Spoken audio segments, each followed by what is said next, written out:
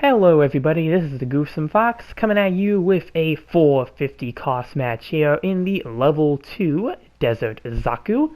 I'm going to be using the Gelgook beam rifle for this match here. We are on City Ruins, and yeah, I wanted to experiment with the other weapons that the Desert Zaku can use, and the main one that had been on my list for a while now was the Gelgook beam rifle, and yeah, hopefully I don't accidentally confuse the Desert Zaku here for the Desert Gelgook. It might happen a few times, because sometimes I get a bit confused about what suit I'm talking about, especially in this case where we have a Zaku using a Gelgook's beam rifle. Truly an interesting case indeed. I don't even think the model properly fits the hands, so again, very interesting case here, but yeah, it took me a couple matches to really get this one here. I think this is also a rated match, if I remember correctly, and yeah, the rated matches just were, when I was doing this, yeah, just weren't really the best. Eventually I was luckily able to get this match here and showcase this suit using this weapon, and I'm quite proud of it, so I decided to go with this one here. And yeah, it is quite the iffy weapon, I feel like, on this suit, because if you're not using the Gelgook beam rifle, you either have your other options are the standard Desert Zaku bazooka, or you can use the giant bazooka with cloth. So if you're not using any of those other two weapons and you do choose the beam rifle, that means your suit will only have one instant stun, and that is the rocket grenades. And yeah, the rocket grenades, since you do have to actually aim those, it could be a bit strange depending on how well you are at aiming that weapon, if you actually get the stun or not. So that is something to keep in mind when using this, is that yeah, you only have one instant stun. You can charge the beam rifle to get a stun, but again, that is on the scenario that you have to actually charge the beam rifle. So it is very, I feel like, situational to use the beam rifle. One thing I think it could be used for is maybe more ranged maps, where, because I think the Gelgook's beam rifle does have the most range, even when it's not charged. So, yeah, if you are on a more open map, you can use that weapon if you want to try to have a ranged advantage. You can also use this to, what do I want to say, not stun your teammates. There is something else I think I want to say about this weapon, but one thing is also, like, to not stun your teammates. If you are trying to get some extra damage on somebody and are worried you might hit a teammate, actually, yeah, that does play into what I'm about to say here. Like, yeah, if somebody, you don't want to accidentally stun one of your teammates, you can go with an uncharged shot and you wouldn't have to worry about it. Another good scenario where I think this could be in is that if you have teammates that like to crowd around a lot, and again, you really don't know if you're comfortable getting a shot in because you might accidentally hit your teammates, then you could use this as well. This is another kind of, for that situation where either charged or uncharged, you can either do an uncharged and not stun somebody, or you can do a charge and have a bit more precision with your shot, and it's also a quicker round as well, so have a bit more precision there. So there are definitely, I think, some uses for the beam rifle, but again, it seems like it's a very situational, weapon for this suit. I do quite like it though. I like the way it looks, like, just visually, which is another one of the reasons I really wanted to try to get a good match with it, because I just kind of like the way it looks. Like, just seeing a Gelgook beam rifle on a Zaku variant is definitely very interesting, and I quite like the look of it. So I don't know if I'm going to use this weapon in the future. Maybe if it's on a map I haven't tried it on yet, then maybe.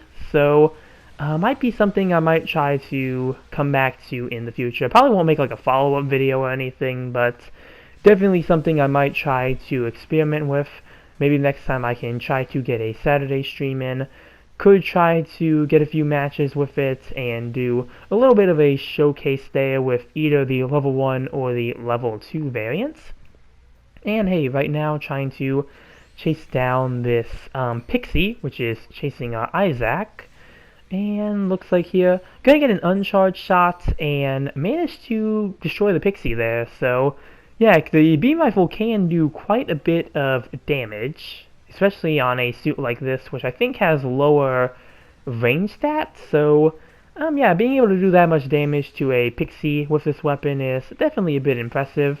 Though, if I remember correctly, I think the Pixie does have some low resistances, so that might have also played a role in that one, but hey, you're gonna get surprisingly got a rocket shot across the corner of the wall there. Again, the rocket grenades can be a bit iffy depending on how well you can aim them and how used you are to them.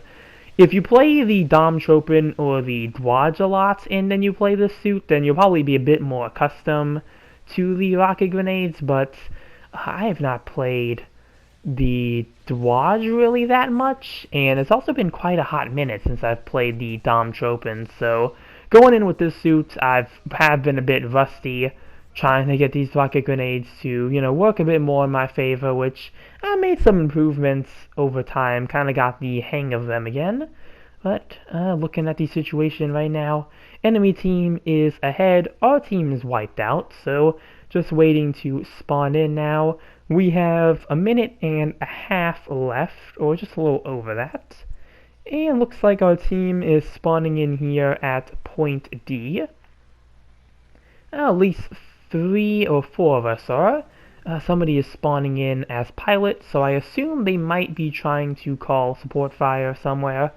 Although I don't know if there's anywhere they can call support fire. Actually, no, they just died. So maybe they tried to save point A, is what I assume their course of action probably was.